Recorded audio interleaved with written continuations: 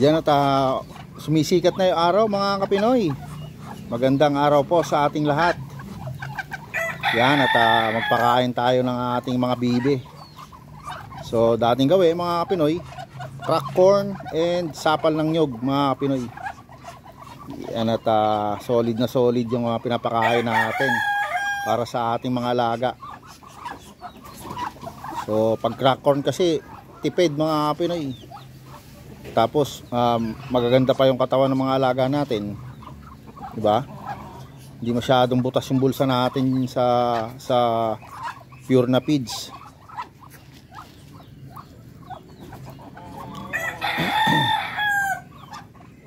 Yan na, tumaraw na sa wakas.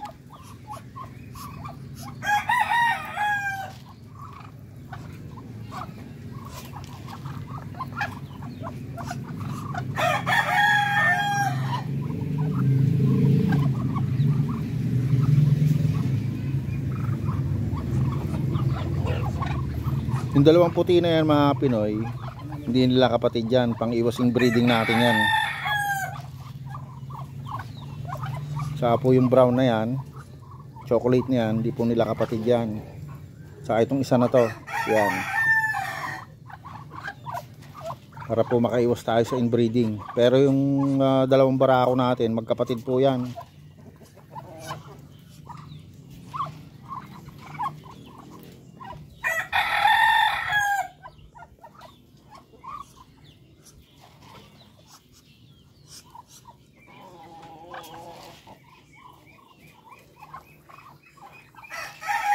Mas madali kasi magpakain ng mga Pinoy ng crack corn.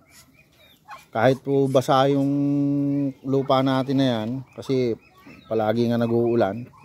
So madali lang nila nakikita yung mais.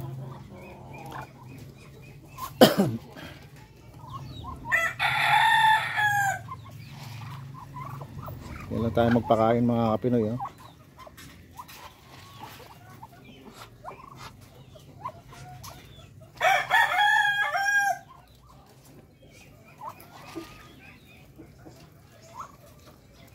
So yung dalawa dyan mga Pinoy na bibe, kaya nabawasan itong kuha natin, itong mga nakapawala natin. Hinuli ko muna mga Pinoy at patatabain natin kasi nakita ko matamlay.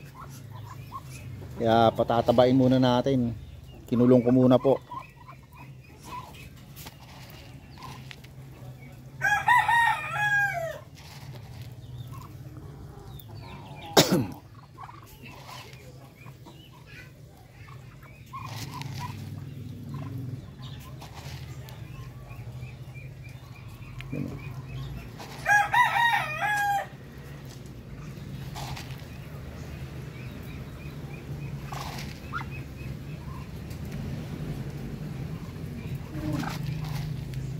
Kaya po pagka ganitong mga Pinoy is basa yung lupa, kaya mas mabuting magpakain ng ganitong crack corn lang. Mabilis na nakikita ng mga bibi natin yan, no?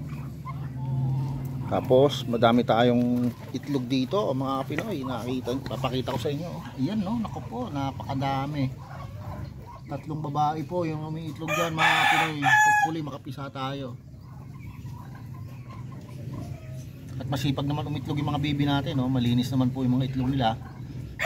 At sana lang makapisa tayo kasi nag-uulan. Hindi naman nababasa yung natin, yung mga itlog ng bibi, oh. Kaya lang, hindi ko alam kung magsasabay-sabay ang pisaan nito. Pero pag may napisa, kunin natin agad. Tapos lagay ko muna doon sa incubator para mabilis makarecover yung mga bibe. Pero sa tingin ko mapipisa, marami tayong makakapisa dito ngayon mga Pinoy. So nandito yung dalawang hiniwalay ko mga Pinoy na patatabain natin. Yan o. So mga ko lang to, mga 15 days mga Pinoy. Yan, marirecover ko na yan na maayos. Sa ngayon quarantine muna sila. At Bigyan natin ng maraming pagkain ito.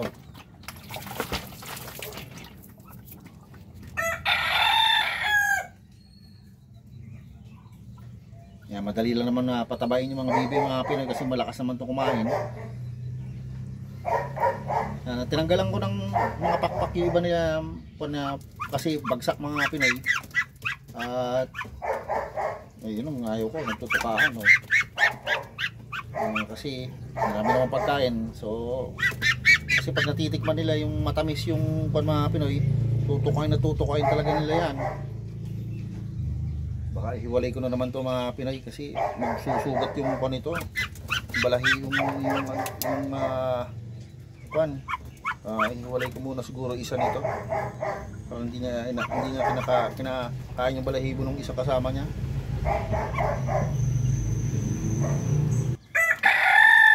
Siyempre dito naman tayo sa mga bibi natin na malulusog. Yan. Mabilis talaga lumaki mga Pinoy basta purong feeds tsaka mayroong mais. Oh. Yan na sila kalalaki ngayon oh. Ay tatanggalan ko pala to ng mga Pinoy ng buntot para mas mabilis lumaki. Pwede na tong tanggalan ng buntot.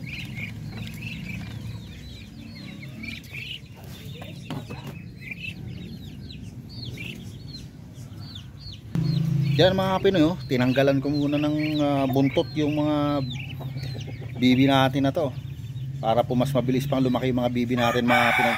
Tingnan nyo naman ang bilis talaga lumaki oh. Yan oh, ang tataba. Ganda ng mga bibi natin na to mga Pinoy. Late yung balahibo pero yung katawan oh, solid. Ang ganda ng mga katawan nito mga Pinoy.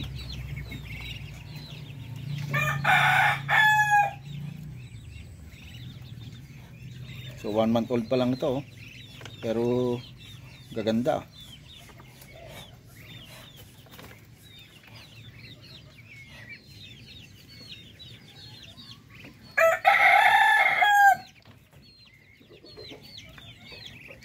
At dito naman tayo sa kabila mga Pinoy. Check natin yung ating mga 2 months old dito na darag. Yan 2 months old natin dito oh.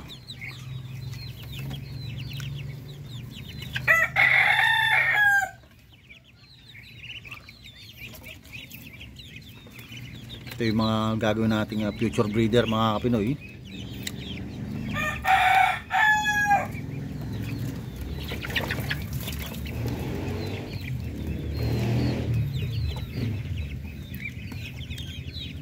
Bilis lang lumaki nito oh. So yung mga Pinoy oh. Integra 2000 tsaka Pumais corn grits.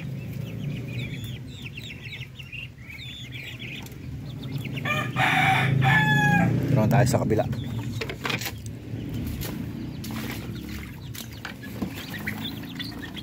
Yan mga Pinoy oh. Healthy nung ating mga darag oh.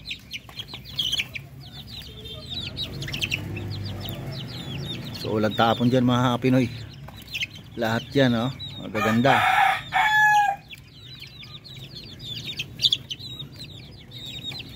So isang lalaki lang pala to mga Pinoy. Tapos 6 ang babae.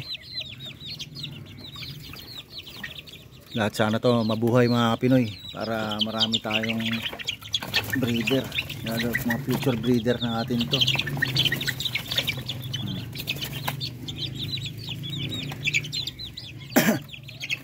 Siguro mga 1 buwan at kalahati pa mga Pinoy. Baka hindi na sila kasya rito o 1 buwan. Lilipat na natin to doon sa may malaking kulungan. Medyo madami na tayo magbigay ng pagkain dito ngayon mga Pinoy kasi po umuulan sa hapon. Kaya po medyo sobra na yung binibigay natin para mamayang hapon hindi na tayo magbibigay. So okay lang yan. Basta po maintain lang po natin yung pangatawan ng ating mga alaga para po hindi sila tumaba.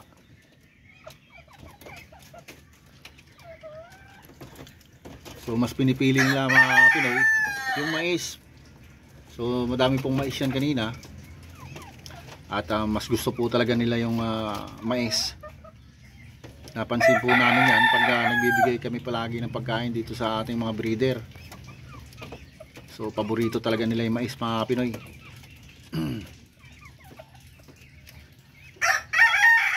Dito tayo.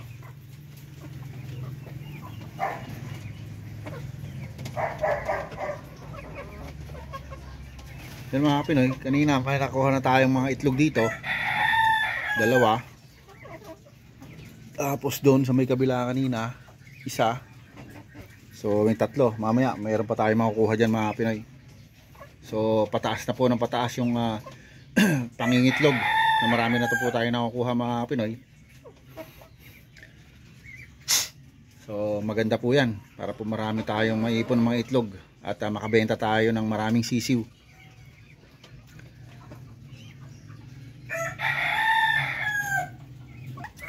Mga bibi natin dito. Oh, kaganda. So ito yung pinapataba pa natin mga Pinoy. Ayun, araw-araw pong monitor itong mga bibi na to mga Pinoy. Itong apat na to.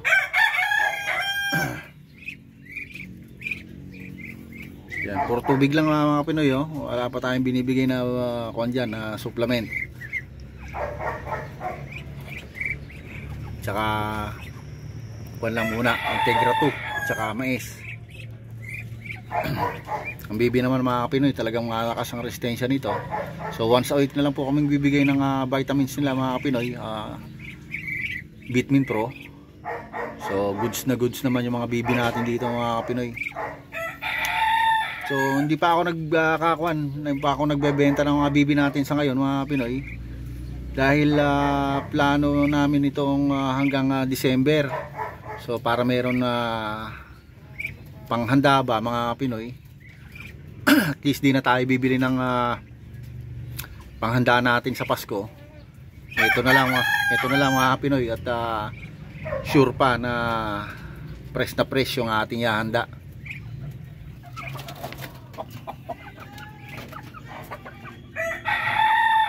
So dalawa lang yung nakakulong natin dito mga Pinoy.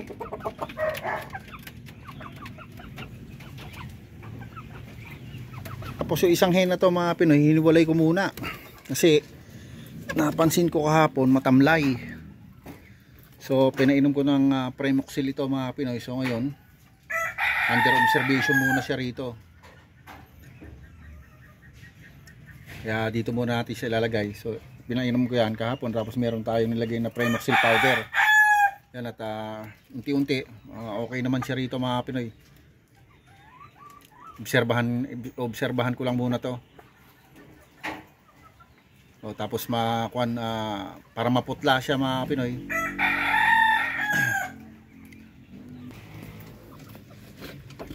Ito, dito galing yun mga Pinoy. Yan, at dalawa na lang yung hen natin dito. Yung isang hiniwalay natin. So dito galing. Yan, at nabawasan isang hen natin dito. Sa bagay, na 1 week lang yun mga Pinoy. Re-recover lang natin para maibalik na natin siya dito. Kasi po pag nagtagal, mag-aaway-aaway na po yan sila. So sa ngayon, doon muna siya.